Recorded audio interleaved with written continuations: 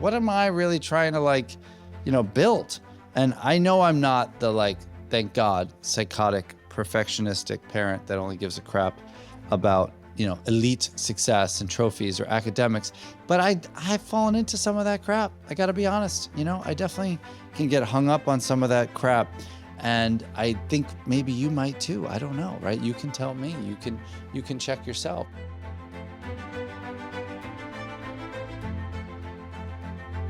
Welcome to the Four Peaks Parents Podcast with Thomas Miller. Are you tired of your tweens, teens, and young adults' negative behaviors and poor choices holding you emotionally hostage, controlling your family, and ruling your life? If you answered yes, then you are in the right place. This podcast is a community for courageous parents just like you who come here to gain effective tools, skills, and take action so they can change their tween, teen, or young adult's life and improve their family's future.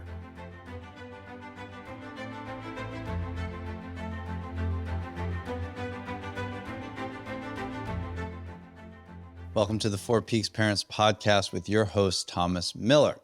Today's topic is creating a parenting culture for the championship child. Basically, how do you create a champion child, right? What the heck does that mean? The reason for this topic, by the way, because it's totally off the cuff. I got a few notes here, but I'm gonna do this off the dome for the most part, is that I just got back from my kiddos' middle school award ceremony. And what was the most amazing thing, to the point that I literally was fighting back tears, is that every freaking kid that won an award, my son was nominated for an award for chorus for really leaning into that this year, which was super cool. Big up to my son for that. But every kid, whether they won an award for athletics or academics or theater or science or just being a great human, right? The kids in the auditorium, 6th, 7th, 8th graders, which are it's such an awkward time. It's such an egocentric time. It's such a pimply, oh my God, time. They were going apeshit in a good way for each and every kid going up there. And the whole time I'm oh my God, am I really stepping up and making sure that I'm the champion of my kids, right? Trying things and or failing forward and or, right, having the character, the development, the values, the ethics, the work rate, whatever. And it really impressed upon me, am I drinking the stupid Kool-Aid and being the champion of the wrong metric, or being the champion of the minutia or the stupid crap that as a parent we're forced to drink? And it was so moving to see a group of kids. It was a group of kids that took the mic, not kind of in a guerrilla style. It was definitely planned, and shouted out the resource room teacher. And all these kids were crying. The teacher lost it. I was, like I said, almost crying as well, which was a beautiful thing, because they talked about how she was the champion of them, how she created a championship culture within the resource room where they could feel safe and they could come and they could have a safe harbor and they could have a supportive resource to help them, of course, just get through the day, but also, of course, move past some of their learning challenges, whether dyslexia, dyscalculia, some anxiety, etc. And it just blew me away.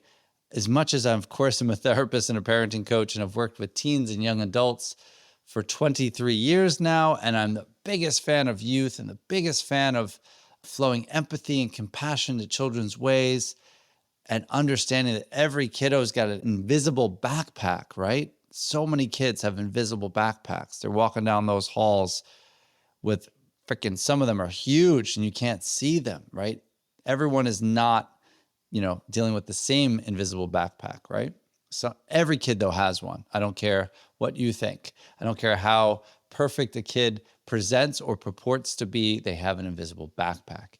We don't always know, right, what that family system looks like. We don't know, are they a child of an alcoholic? We don't know whether they have an eating disorder, or they might be engaging in self-harm, or they might be dealing with grief and loss. There might be some PTSD because they come from a dysfunctional system.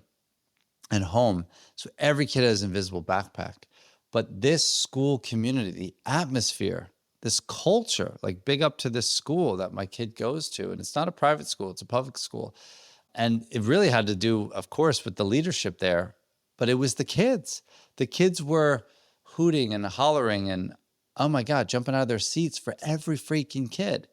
And there was one kid that, definitely licensed to make an assessment, of course, not truly assessing a child from an auditorium, but you could tell he had some, developmental delays and most likely seemed to be on the spectrum.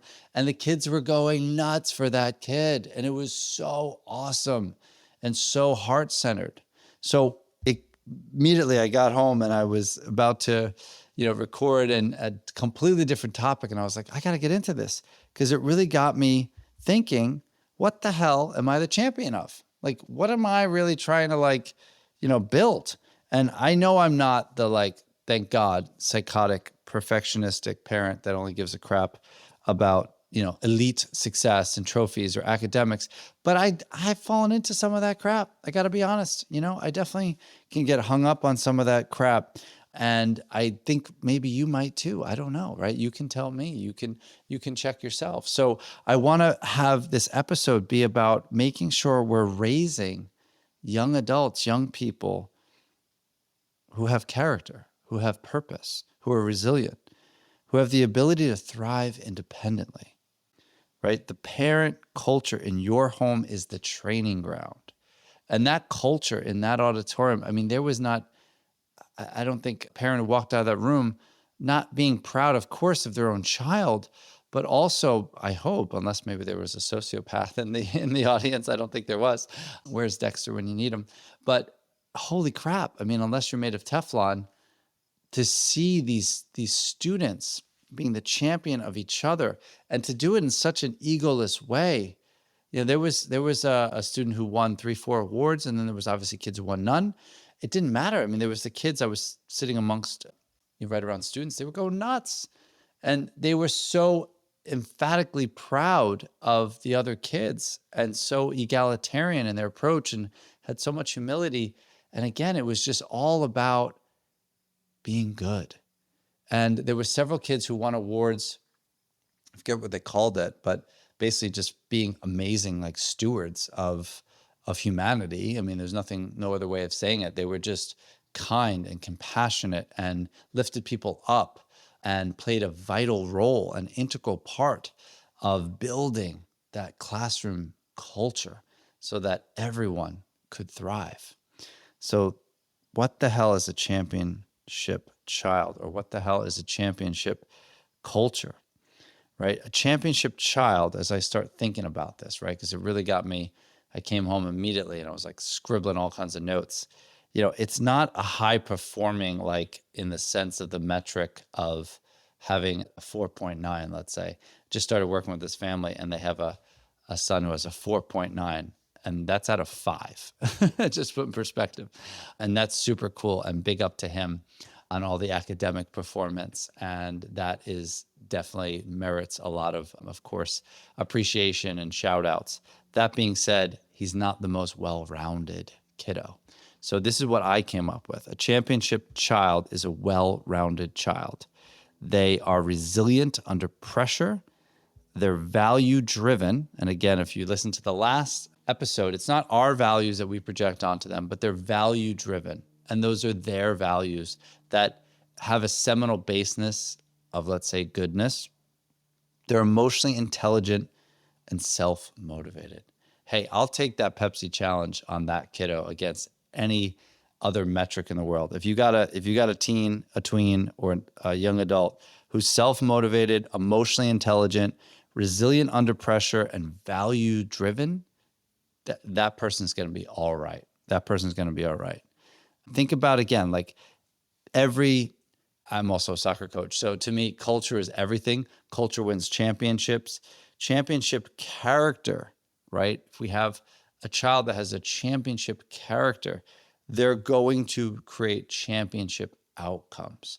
So again, we want to talk about process over outcomes all the time because the outcomes take care of themselves. And if you don't have a championship culture in your household, where you are the champion of really good traits, really good habits, really good morals, really good values, really good work ethic, really good just humanitarianism, I think that's a word, then you're probably not going to have the outcome. You could have an outcome, which I've worked with so many families, that might look good on the outside, but yet that child internally could be struggling with body image issues. They could be struggling with self-hate or self-image. They could be engaging in self-harm. They could just not like themselves. They could have a real inner bitch or inner critic. They could just not, again, be well-rounded. And their portfolio, let's say, is imbalanced, right? We want to make sure that our culture is pushing, promoting, fostering well-balanced children. And here's the deal, folks, whether you realize it or not, every family has a culture, whether by design or default.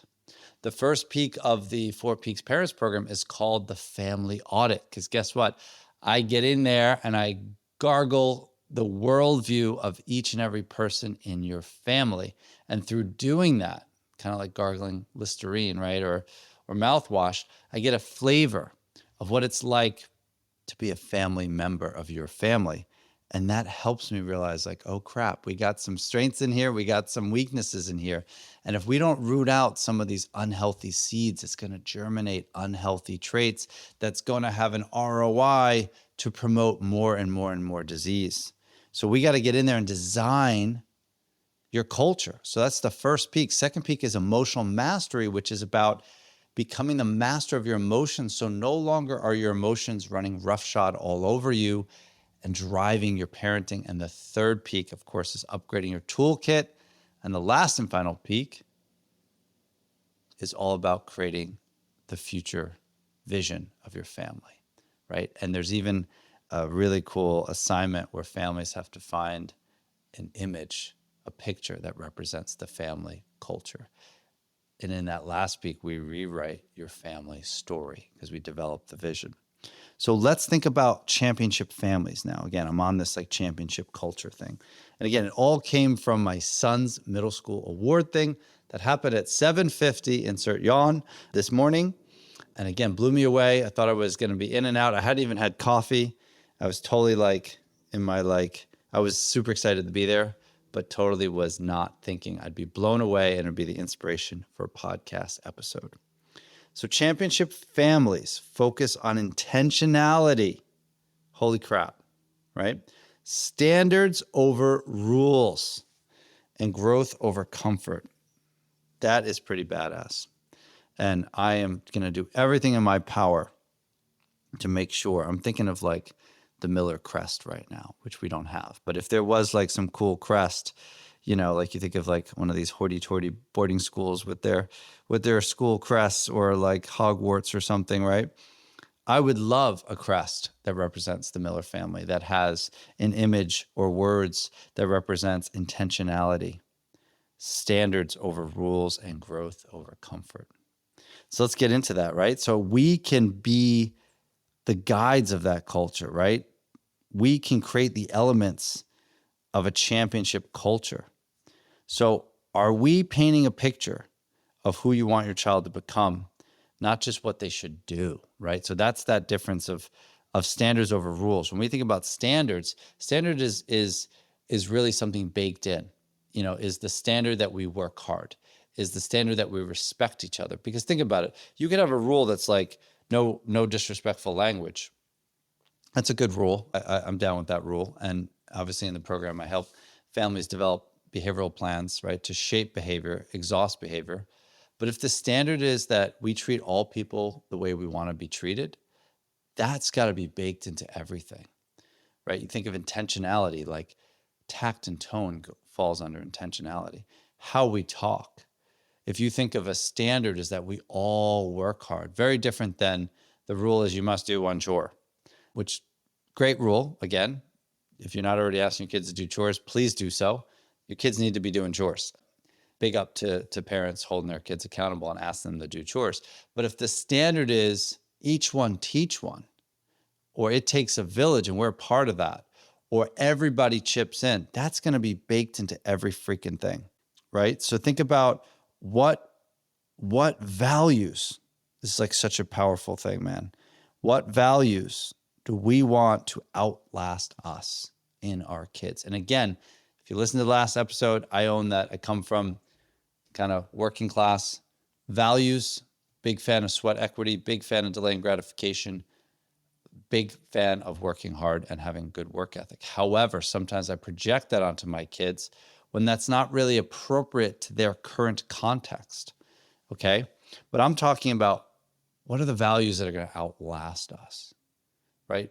Take a moment, right? Write down 5 values that you want to outlast you, that you're going to see in your kids, right? When they're older and then they're raising kids. Think about what we can do here, people. We can create that championship culture that can penetrate into our family system and create the net gain of championship kids that creates championship grandkids and great grandkids. The list goes on and on. And again, it's not stupid outcomes. It's not someone else's metric. It's not about elite performance, right? That actually kind of drives me nuts. Whenever I coach a club at a very high level, both my kids play at an academy level. And anytime you hear the word elite, it cracks me up because it's just a PR marketing word more so than it is really about how good that team is or that coach is or that player is. So character over achievement. This is so important. We have to praise who they're becoming, not just what they're producing, right? When we're so into like, you're producing this today, it's short term. Where the hell is the long-term results? I'm actually listening to Sir Alex Ferguson's book right now. I think it's called Leading, and I love it because I'm a huge football is in English football, right? Soccer in the US, big soccer fan and love me some Alex Ferguson. And he talks about all the coaches since he left Manchester United that have been, inserted into Manchester United, but also throughout the Premier League club, that there was something like in the time that he was the coach, I think there was 140, I could be wrong, but 140 managerial changes in the Premier League in the time that he was the coach, which I think was 23 years at Manchester United. That's nuts. That is nuts. And sometimes, right, clubs just change owners to just change owners. And sometimes we cross the street just to cross the street without really understanding the bigger picture or the long-term investment. So are we helping our kids understand that they're becoming? They're not just producing, right? What they're producing today, again, matters, but it has to be bigger than that. And I go back to the values, right? Again, not values from our childhood that we're projecting onto our children and forcing them to fit in some mold of who we want them to be, but are we embedding the values of integrity, humility, kindness, compassion, right? What else? I would love to hear, right? Shoot me an email. Let me know what values are hard baked into your family system. And again, we talked about this last episode. Are we doing resiliency training, right? Are we letting them struggle? In the last episode, we talked about the assumptions, the things that we thought we knew, right? Versus what we know now.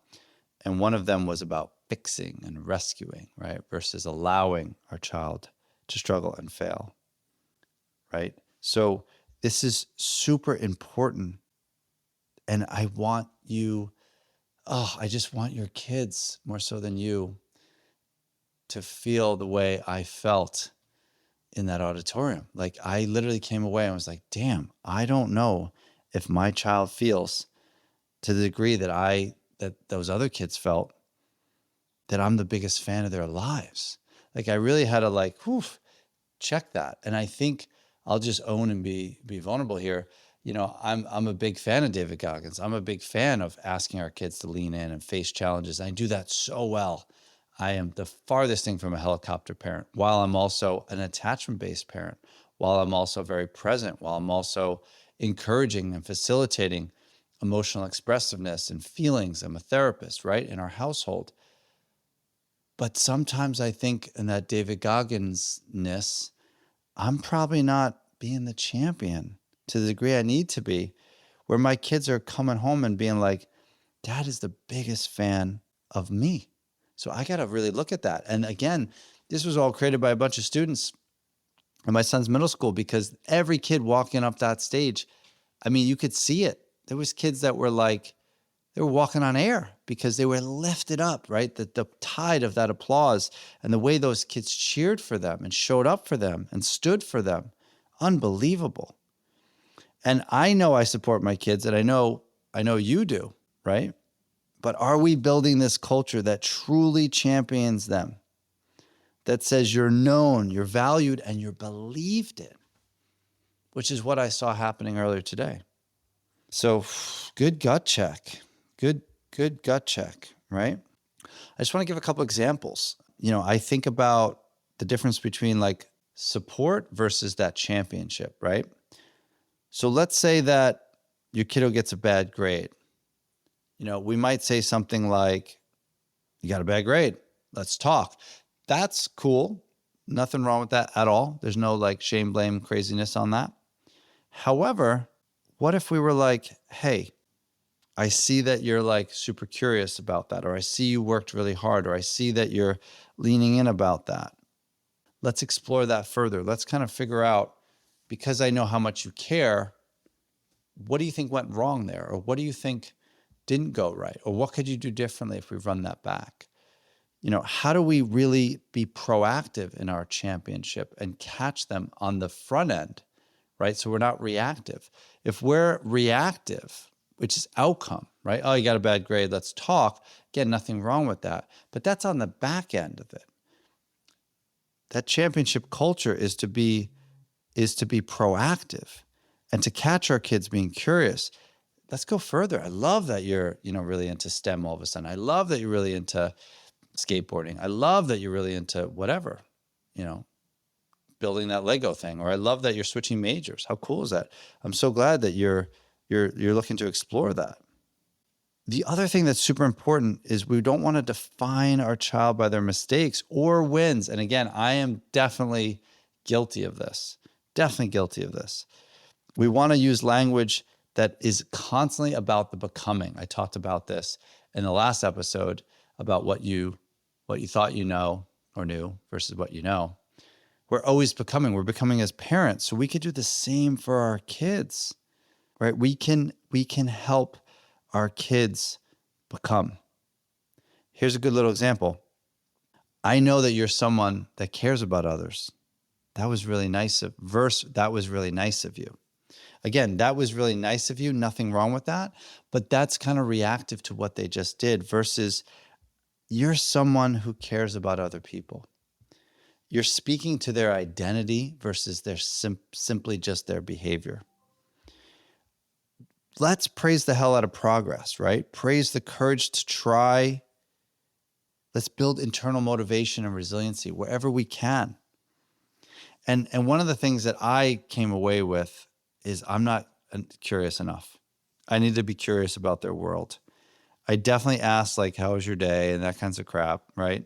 But I need to do better. I have to show way more interest in their passions and not project my own. And again, I own in the last episode that I need to be more focused on influence than control. I need to be the lighthouse rather than the captain. We need to also, which I struggle with championing myself.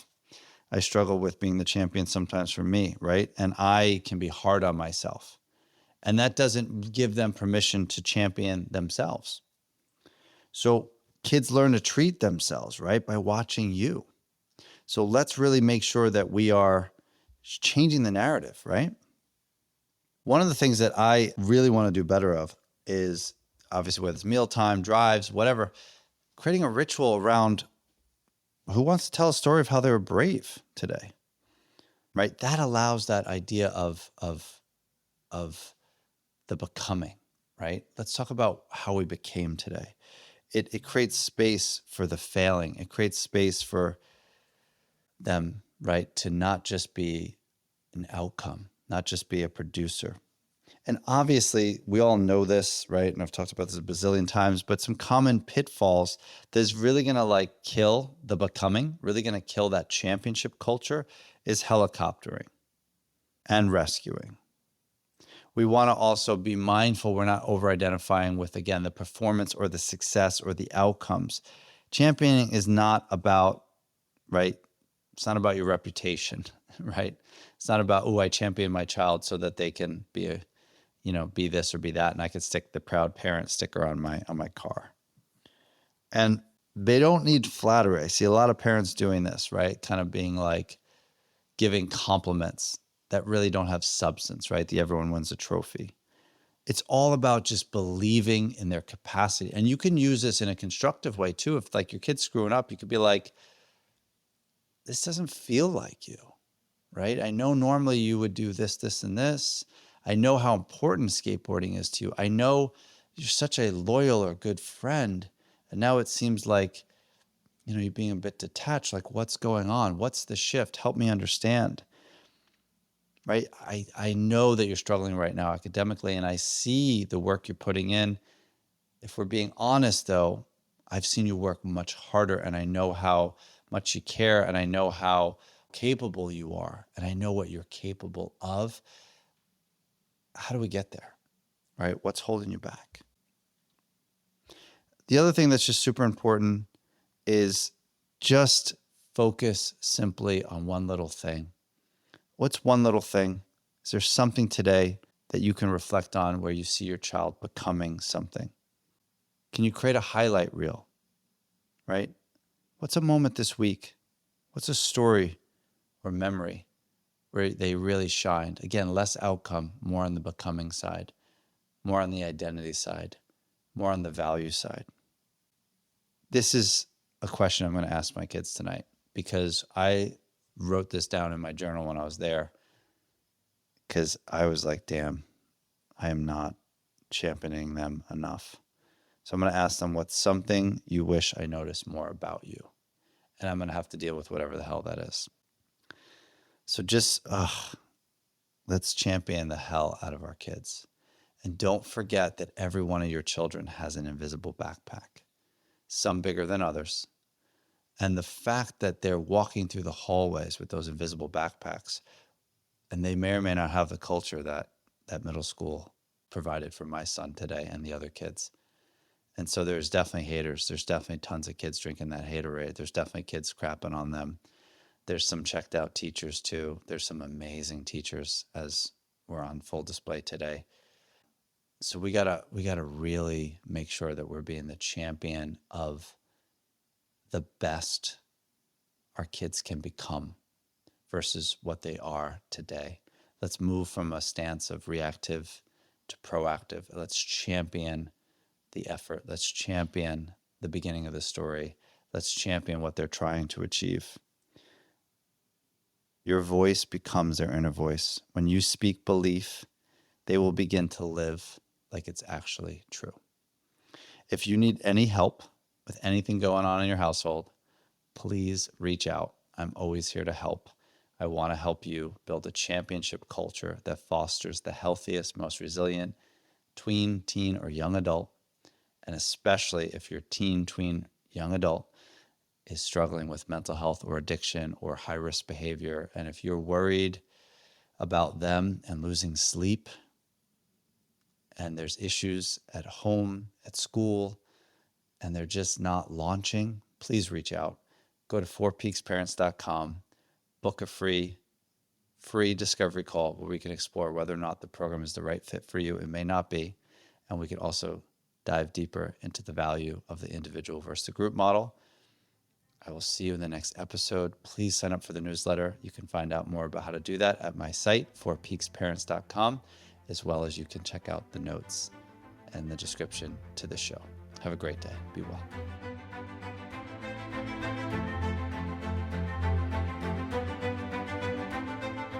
Hey everyone, Thomas here. First off, it means the world to me that you took the time to listen to my podcast. Thank you from the bottom of my heart. Also, if you want to receive the latest podcast updates, as well as expert parenting tips and practical strategies for navigating your tween, teen, or young adults challenges directly to your inbox, then sign up for my newsletter. The link is in the description. And most importantly, if you're tired of feeling overwhelmed, stuck, stressed, and are losing sleep because you're constantly worried about your tween, teen, or young adult, your first step is to realize that you still have a choice and can do something about it. I'm ready to help you take action and create the results you desire today. Just go to 4peaksparents.com and book a free strategy call. Let's do this. Last thing, while you were listening to this show, who was the one person that you thought could really benefit from hearing it? Please share it with them.